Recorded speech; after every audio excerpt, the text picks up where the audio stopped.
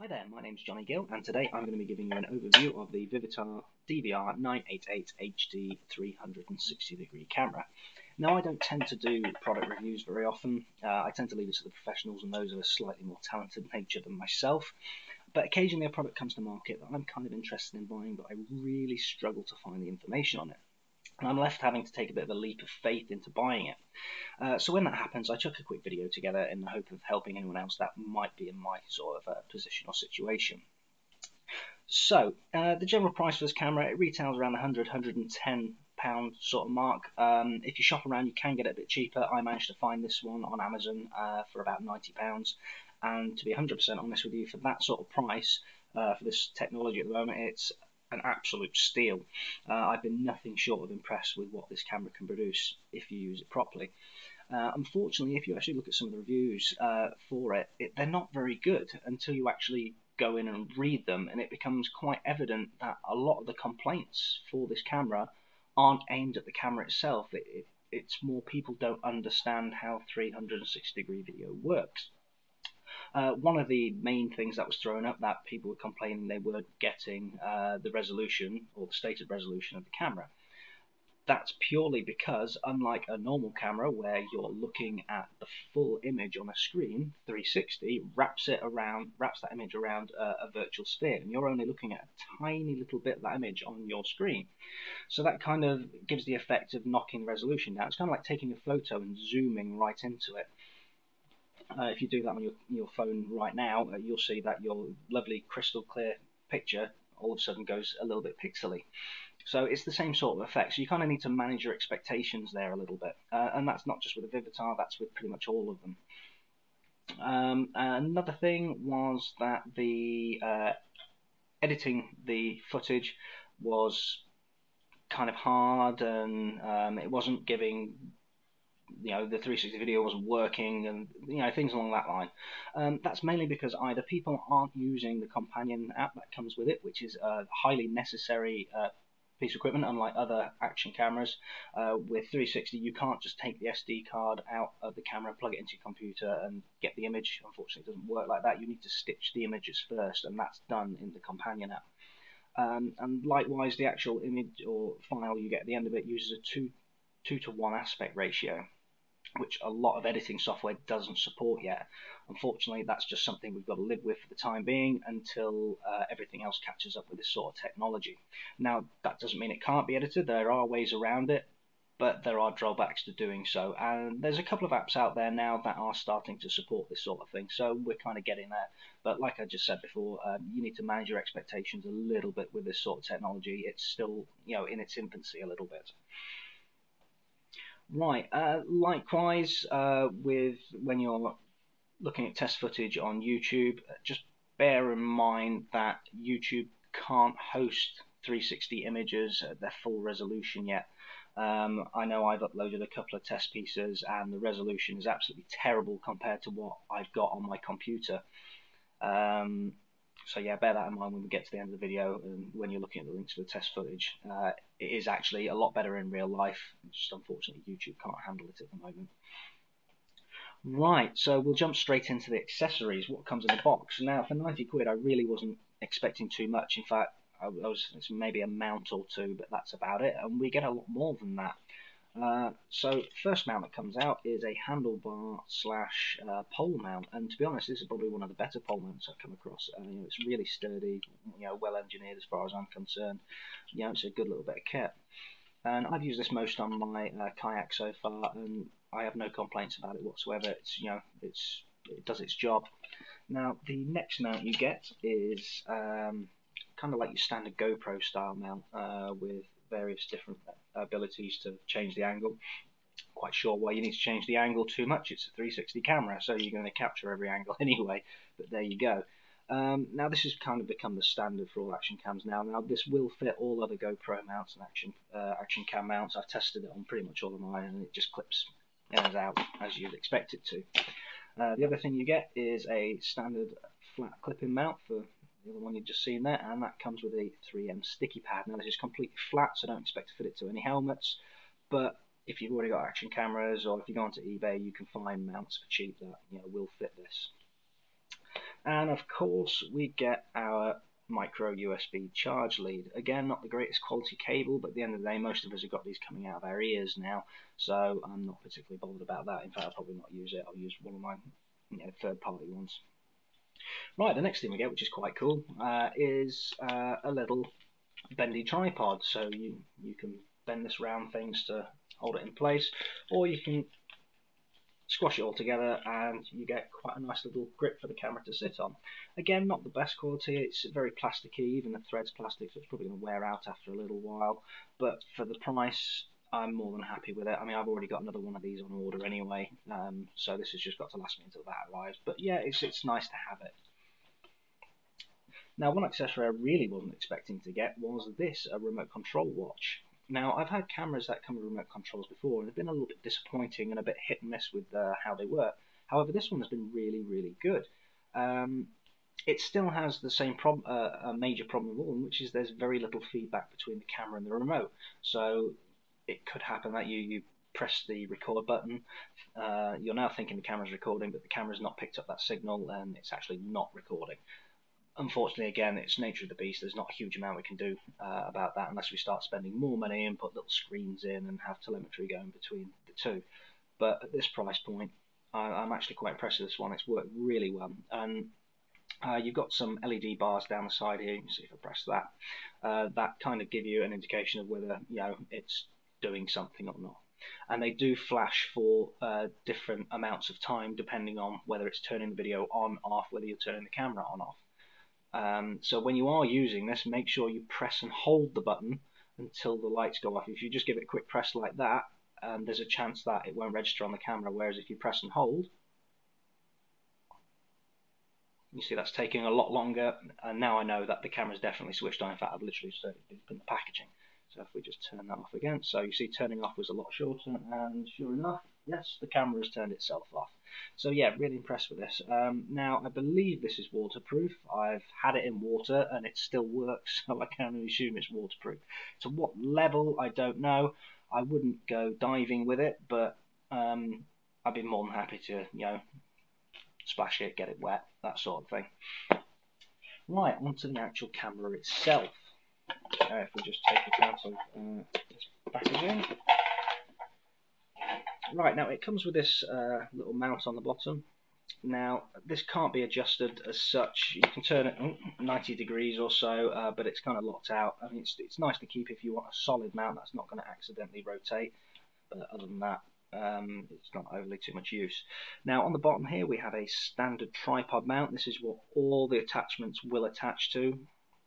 On the camera. In the corner here, I'm not sure how well you can see it, but we have a lanyard hole, so you can wrap a lanyard around it and attach it, so there's a little bit of extra security should a mount come off. Now, under this little flap here, we have a micro USB charge port and data port, and next to it we have a micro SD card slot. Now this can take a 32GB card. I have heard of people using 64 in it and it working absolutely fine. Personally, considering it's only got a 1500 mAh battery, which will last you in the region of an hour 10 to maybe an hour and a half, you could probably push that out to 2 hours or so if you're doing start-stop short recording. I've yet to be able to fill a card in the amount of time, the amount of charge I've got on this thing.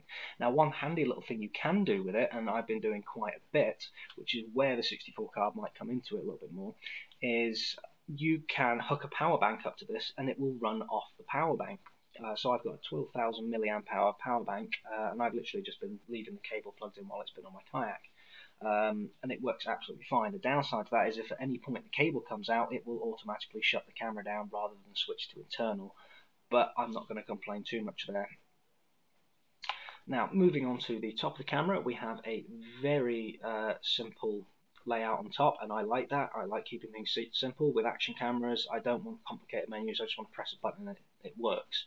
And you get that with this camera. So the first button is this button here, which is your on-off button. So you press and hold to turn the camera on. And there we go, LED, and it comes on. Unfortunately, you're not going to be able to read the writing because my recording camera is not very good.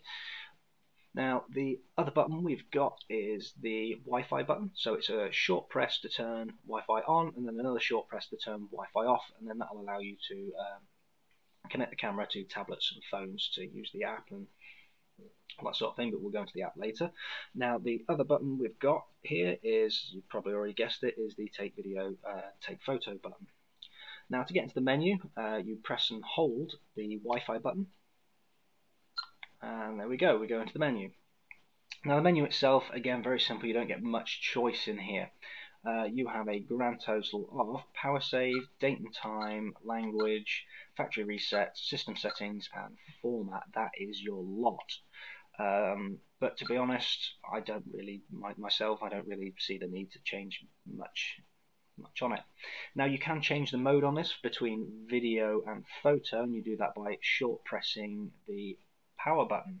So now on the screen here, it will give you a little picture of either a video camera or a normal camera, and tell you how much space you've got left on the card in respect to recording. So I've got a 32GB card in here at the moment. It does have some recordings on it, but it's saying I've got 3 hours and 20 minutes of video to go, or 8,894 photos. It also gives you a little battery charge indicator on the side there, which is quite nice. Now also on the top here, we have a little reset button. So if the camera hangs up in it at any point, a little needle or a pin poked in there, we can reset it. So that is the camera. I'll just turn that off for a minute. Now, one thing that you guys are probably wondering is whether this is waterproof or not, and unfortunately I'm going to say in its current condition like this, no, it's not. If you get this wet or dip it in water, you are going to damage it. So that then begs the question, can you get a case for it? Well, I had to do a little bit more research for this, and I actually contacted Vivitar themselves to find out, and there's some good and some bad news here.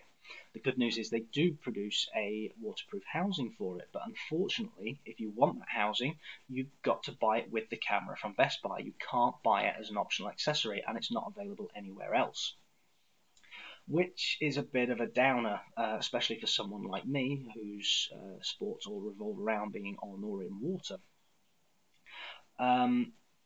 So that's probably going to put a lot of people off right from the start. However, I did a little bit more research and found that there's quite a few cameras on the market that look suspiciously similar, if not identical to this. And that led me to the Go Extreme Full Dome. And to be honest, the only difference I could discern was the naming on the front of the camera. So I emailed them, and it turns out that they do produce a waterproof housing as an optional accessory. The only downside is that for me here in the UK, I had to order it from their European store, which came at a bit of a price. The casing itself was €29, and then another €14 to have it shipped over to the UK. So it came to about £40 in all in.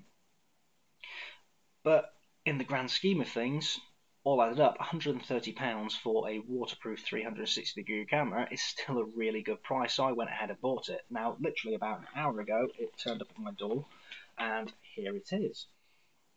You probably see I've already been into it to test it. So this is actually for the Go Extreme Full Dome, and unsurprisingly, to me anyway, the camera fits in absolutely perfectly. All the buttons line up. It's made for this camera, and I have no doubt this is probably the same casing that comes with the one you buy from Best Buy, so you can get optional waterproof cases for it. Now, I haven't actually taken any video with it in the case yet. I have hooked it up to a companion app and had a look at the preview image, and there appears to be there doesn't appear to be a huge amount of difference in the actual video quality with it being in and out of the casing. Now, obviously, I do imagine when you get into strong sunlight, you might get a little bit of glare off the casing, but other than that, it doesn't seem to really affect the 360 image too much. If I'm filming outside of water, I'll probably keep it out just so I've got a slightly better sound. But if I'm anywhere where I think it's going to get wet, or there's a chance I could end up damaging the lenses, it's going to go in the case. I'd rather scratch up the case than the lenses. You scratch the lens on this thing, that's it. The whole camera's done for. You can't replace the lenses, to my knowledge, anyway. so you can get a waterproof casing for it. Another thing I'd recommend is getting some kind of bag. For the time being, I just found an old video camera bag lying around. It just keeps everything nice and clean, and if you are keeping it out or don't have one of these cases, it stops your lenses from getting scratched. Obviously they protrude quite a bit and it's very easy for them to get scratched up. Another thing I'd also recommend is a set of VR goggles. Definitely, this makes all the difference when you're viewing back your footage, and it really gives that extra little bit of fun to it. One of the things I've been doing is taking my camera out of my kayak and bringing it home, and then loading the footage onto my phone, and then letting my kids have a look around, and they can almost experience my day out as if they were there, which is quite cool. Another thing you can do is the app itself will allow you to have a live view in VR mode, so you can go put your camera around the house somewhere. As long as you're within Wi-Fi range, you can have a look through your goggles at the image, which is quite cool. Generally, I picked these up from for about 12 quid, so they're not expensive. You can get them even cheaper than that, and if you've got more money to spare, you can get an even better set. But there we go. Right, so now what I'm going to do is I'm going to switch over to the phone, and I will show you the control or companion app. Now, before I do that, Vivitar do make their own companion app for this camera, unsurprisingly. However, I found it to be absolute crap. And I'd say to anyone that's got this camera to delete it off your phone immediately, because there's something out there that's better, that works flawlessly with the camera, and by the looks of it, it's based on the same sort of coding. But unfortunately, I found the Vivitar app, when you're scrolling through the live view, it doesn't scroll in a natural way. So if you run your finger kind of like that and you expect the video to follow, it doesn't. It twists. When you log straight on, it will center on the stitch line, which doesn't make sense, and it's generally very, very limited. So I downloaded vivtar360 instead, and it's a much better app. It's not without its own problems, but it's much better than the Vivitar one. So yeah, definitely go for vivtar360 instead of the Vivitar app. So let's take a look at it. Right, so the first thing you want to do is switch the Wi-Fi on the camera. Now once you've done that, you need to go in and connect to it. So obviously you can see here DVR988. Now the password for the camera does come up on the screen. I do believe you can go in and change the password if you want to, but for now I've just left mine as the basic standard. Once you've done that, go into the vivtar360 app. Definitely recommend this over the Vivitar one. It's a lot better. Now if you've got files already downloaded from the camera to the phone, this is where you'll see them. You'll see the little mountain picture there. That takes you into the gallery if you've got 360 in the gallery of the phone, and then obviously the settings button up in the top left. Now if we click the camera button up in the top right, that will actually connect us to the camera, and here we can see we get our preview of the camera, which is currently in one of my Gecko vivariums. Now it starts off with like the sphere view, but if we go to the bottom left hand side, we can change the view. So we can put it into little planet mode, so we can view to see what a little planet will look like. Or we can get the more standard general 360 view. And then if we click the little goggles down here, that puts it into VR goggle mode. So I can slot my phone straight into my goggles right now and view it as a virtual reality. Now unfortunately with these modes, you can't, once you've set this mode, it doesn't actually record like this. It will just record the standard raw footage, then you'll have to use some kind of third-party app to transform it into a different type. Now in the very bottom left corner, you'll see a little sphere that looks a little bit actually like a planet. If you click that, that'll take you into the recorded footage that's on the SD card. Now there's a couple of different things we can do in here. So if I click on one of the images, so we'll just go try and find a small one for now, 50 meg, that'll do. Now as you can see here, the footage doesn't look to be of a great quality. If you're streaming via the Wi-Fi link from the camera, that's unfortunately the case. However, once you've downloaded it, it does go back to full resolution. So you get a choice here. Again, you can view it in various different formats. So that's little planet mode, standard 360 mode, and sphere mode, or again we can put it into VR mode. Now to download it, it's simply a case of pressing the download button, which you'll see just on the left hand side here. We'll click OK, and it will start to download to the phone. Obviously, the larger the file, the longer it takes.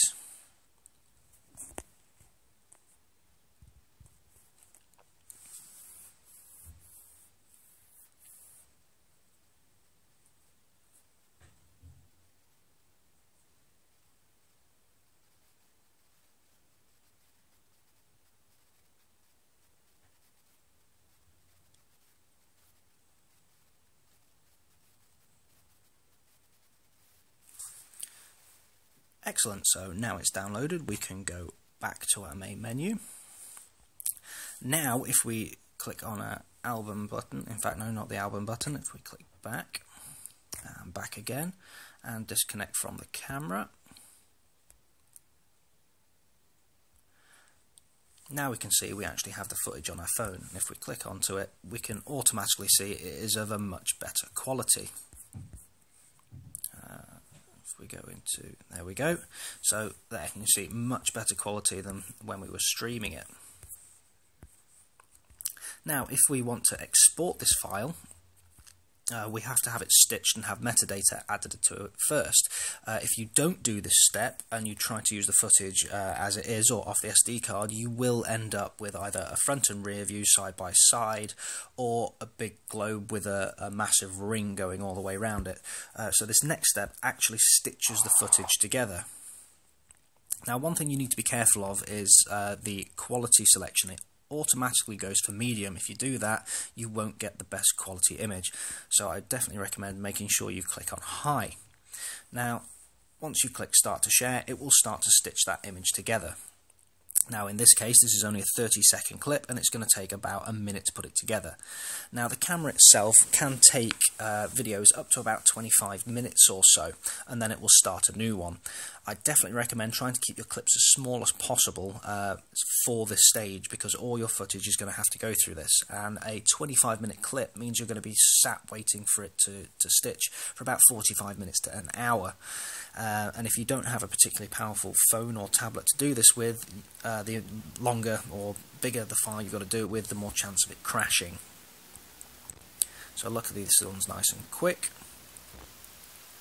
And there we go, it's all done and ready to share, and immediately it brings up a list of things and people you can share it to, whether it be straight to YouTube, whether it be Facebook. Unfortunately, one thing it doesn't do at the moment is it doesn't give you the option to share directly to your camera roll.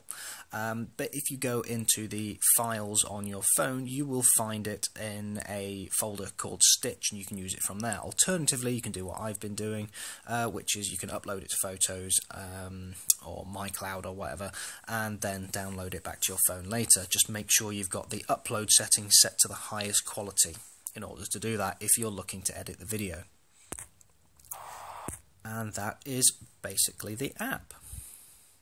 Right, so I think that covers everything I wanted to go through. Now, some of you may have noticed I made a little bit of a mistake when going through the app with you. The download button was actually on the right, not the left, so I'm really sorry about that. So overall, this camera is a brilliant entry-level camera. It's far exceeded my expectations, especially in video quality. Granted, there are much better cameras available, but you're going to be paying a lot more for them, 3 to 4 times the price.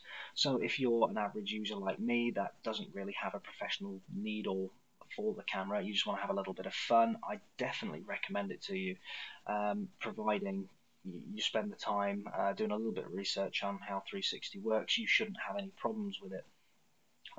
Definitely recommend it. So what I'll do now is I'll put a little bit of test footage after this video. Unfortunately, you can't mix standard video and interactive video at the moment, so I'll put you some rectangular video in there so you can see the actual image quality of it, full resolution, and a couple of still photos, and then I'll put some links to some interactive video so you can have a look at those as well in both daytime and nighttime, so you can see how it handles nighttime situation. Hopefully this has been a big help to someone. Brilliant, thank you very much.